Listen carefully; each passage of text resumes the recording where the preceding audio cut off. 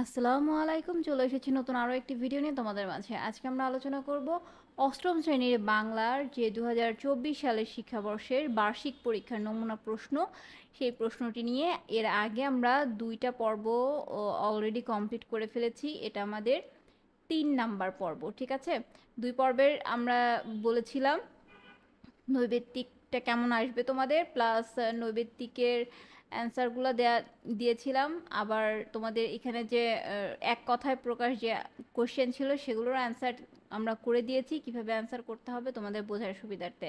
So রচনামূলক নিয়ে আমরা আলোচনা করছিলাম। রচনামূলকেরও আমরা এই 10টা কোশ্চেনের অ্যান্সার দিয়ে দিয়েছি। যারা এখনও অ্যান্সারগুলো পাওনি, যারা এখনও জানো না যে অ্যান্সারগুলো কতটুকু কিভাবে লিখতে হবে, তারা অবশ্যই আমাদের আগের ভিডিওটি দেখে আসতে পারো। তো অষ্টম শ্রেণীর আজকে আলোচনা করব বাংলা বিষয়ের রচনামূলক প্রশ্ন, দৃশ্যপট বিহীন যে প্রশ্নগুলোর অ্যান্সার তোমাদের করতে হবে সেগুলো নিয়ে। এখানে লিখেছে যে কোনো 3টি প্রশ্নের উত্তর দাও, অর্থাৎ এখানে তোমাদের 5টি কোশ্চেন থাকবে। 5টি কোশ্চেন থেকে তোমাদের যে কোনো 3টি কোশ্চেনের অ্যান্সার করতে হবে, যার মার্কস তোমাদের থাকবে প্রত্যেকটার 5 করে।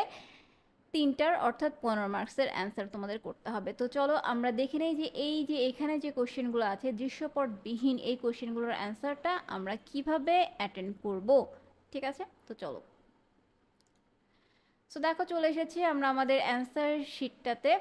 রচনামূলক প্রশ্ন উত্তর দৃশ্যপট নির্ভর, ঠিক আছে।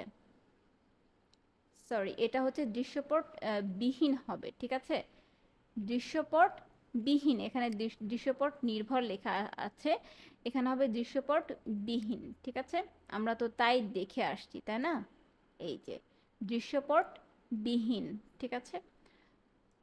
তো চলো, দৃশ্যপট বিহীন এই লেখাটা মানে এই কোশ্চেনগুলোর অ্যান্সার কি হবে দেখো। 1 নম্বর কোশ্চেনে ছিল নিচের শব্দগুচ্ছ থেকে সমাস সাধিত 5টি শব্দ খুঁজে বের করো এবং ব্যাস বাক্য লিখো।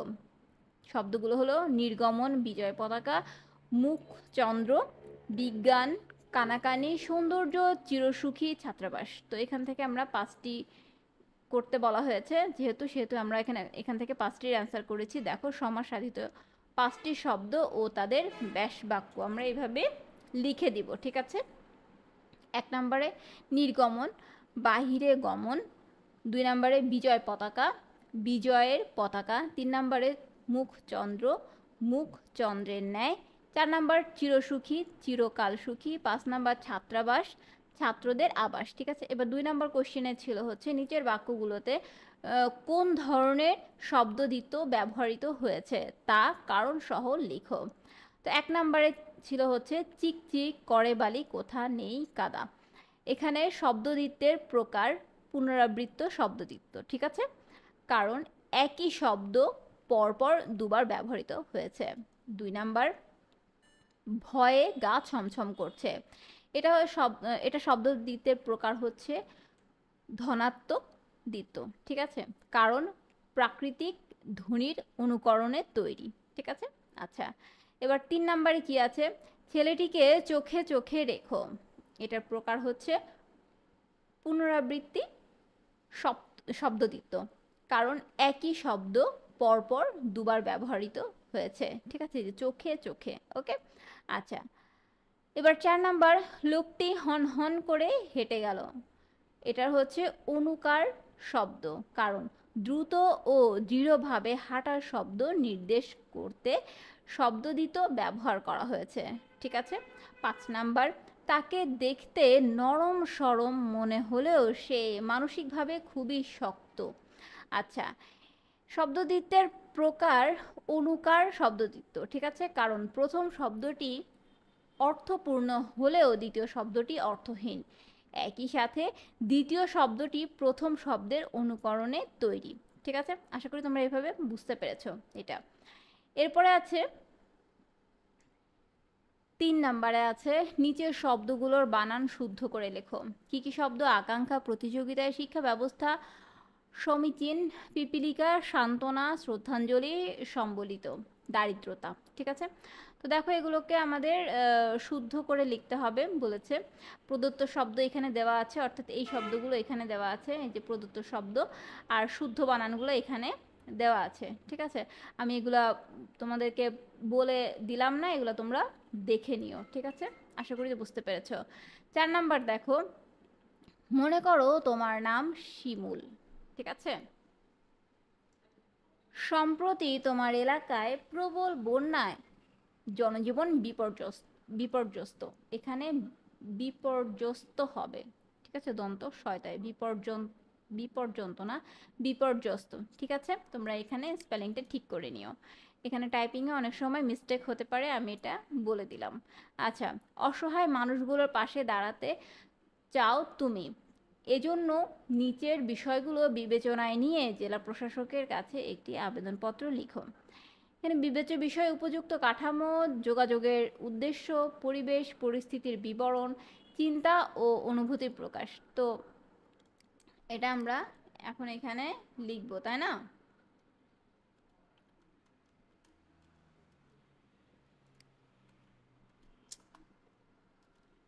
একটু ভুল হচ্ছে, হ্যাঁ এবার ঠিক আছে। তো দেখো লেখাটা আমরা এভাবে শুরু করব, তারিখ দিব আগে, তারপর বরাবর জেলা প্রশাসকের কার্যালয়, এখানে বরিশাল দেওয়া আছে, এখানে তোমরা নিজেদের এলাকার নামটা লিখবে, ঠিক আছে? আমি এটা ইয়া করে দিচ্ছি, নিজেদের এলাকার নাম, যার যার এলাকার নাম তোমরা এখানে লিখবে, ওকে? আচ্ছা, বিষয় বন্যায় ক্ষতিগ্রস্ত মানুষের পাশে দাঁড়ানোর জন্য সাহায্যের আবেদন। আচ্ছা মহোদয়, বিনীত নিবেদন এই যে আমি শিমুল আপনার এলাকার একজন বাসিন্দা। সম্প্রতি আমাদের এলাকায় ঘটে যাওয়া প্রবল বন্যায় জনজীবন চরম বিপর্যয়ের মুখে পড়েছে। বন্যার পানিতে নিম্নাঞ্চল প্লাবিত হয়ে হাজার হাজার মানুষ তাদের ঘরবাড়ি, সম্পদ এবং জীবিকা হারিয়েছে। বর্তমানে তারা আশ্রয়হীন অবস্থায় দিন কাটাচ্ছে। এই পরিস্থিতিতে একজন নাগরিক হিসাবে আমি বন্যা কবলিত মানুষের পাশে দাঁড়ানোর জন্য কিছু সাহায্য ও সহযোগিতা করতে আগ্রহী, কিন্তু ব্যক্তিগত পর্যায়ে এই উদ্যোগ সফলভাবে পরিচালনা করা কঠিন। তাই আপনার সদয় অনুমতি ও সহযোগিতা পেলে ক্ষতিগ্রস্তদের মাঝে ত্রাণ সামগ্রী বিতরণ ও অন্যান্য প্রয়োজনীয় সাহায্য কার্যক্রম পরিচালনা করতে পারব। অতএব আমার বিনীত আবেদন এই যে আপনি আমাকে এই উদ্যোগ গ্রহণে প্রয়োজনীয় নির্দেশনা ও অনুমতি প্রদান করবেন এবং জেলা প্রশাসকের পক্ষ থেকে সম্ভাব্য সব ধরনের সহযোগিতা করবেন, ঠিক আছে? আচ্ছা, বিনীত শিমুল, এখানে তোমাদের ঠিকানা লিখতে হবে আর এখানে মোবাইল নাম্বারটা দিয়ে দিতে হবে, ঠিক আছে? আচ্ছা, এবার 5 নম্বরে কোশ্চেন ছিল হচ্ছে বিশ্লেষণমূলক লেখা কাকে বলে? শব্দ থেকে কবিতা লেখাটিকে বিশ্লেষণমূলক লেখা বলা যায় কেন? যুক্তি দাও, ঠিক আছে? তো উত্তর চলো আগে দেখি, বিশ্লেষণমূলক লেখা কাকে বলে এটার অ্যান্সার করার চেষ্টা করি, কেমন? অ্যান্সারটা এইভাবে লিখতে পারো তোমরা, বিশ্লেষণমূলক লেখা হলো এমন এক ধরনের রচনা যেখানে কোনো বিষয় বা ঘটনাকে গভীরভাবে বিশ্লেষণ করা হয় এবং তার বিভিন্ন দিক নিয়ে আলোচনা করা হয়। এই ধরনের লেখায় কেবল তথ্য উপস্থাপন করা হয় না, বরং সেই তথ্যের ভিত্তিতে চিন্তা ভাবনা, ব্যাখ্যা ও যুক্তি প্রদান করা হয়, ঠিক আছে? এবার চলো জানা যাক যে শব্দ থেকে কবিতা লেখাটি বিশ্লেষণমূলক লেখা বলা যায় কেন। কারণটা দেখো, শব্দ থেকে কবিতা শিরোনামের রচনাটিকে যে কারণে বিশ্লেষণমূলক লেখা বলা যায়। একটি বিশ্লেষণমূলক রচনায় যেসব বৈশিষ্ট্য থাকে তার সবগুলোই শব্দ থেকে কবিতা রচনায় রয়েছে। এই রচনাটি কবিতা সম্পর্কে আমাদের বিস্তারিত একটি ধারণা দিতে সক্ষম হয়েছে। কবিতা কিভাবে লেখা হয় বা কিভাবে লেখা যায়, কোন কোন বিষয় নিয়ে কবিতা তৈরি করা যায় তা লেখক বিস্তারিত বিশ্লেষণ ও উদাহরণের মধ্য দিয়ে আমাদেরকে বুঝিয়েছেন। লেখক কবিতা লেখার বিভিন্ন ধাপ ও পর্যায়গুলো সুনিপুণভাবে বিশ্লেষণ করেছেন। এসব দিক বিবেচনা করে বলা যায় যে এই রচনাটি একটি সার্থক বিশ্লেষণমূলক লেখা। তো আশা করি তোমরা এটা বুঝতে পেরেছো।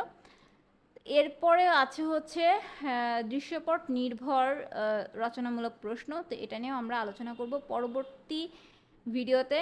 অবশ্যই সে পর্যন্ত আমাদের সঙ্গেই থাকবে। চ্যানেলটি সাবস্ক্রাইব করতে ভুলো না, লাইক করতে ভুলো না, অবশ্যই একটি করে কমেন্ট করে দিও, তাহলে বুঝবো তোমরা ভিডিওটা দেখে উপকৃত হচ্ছ।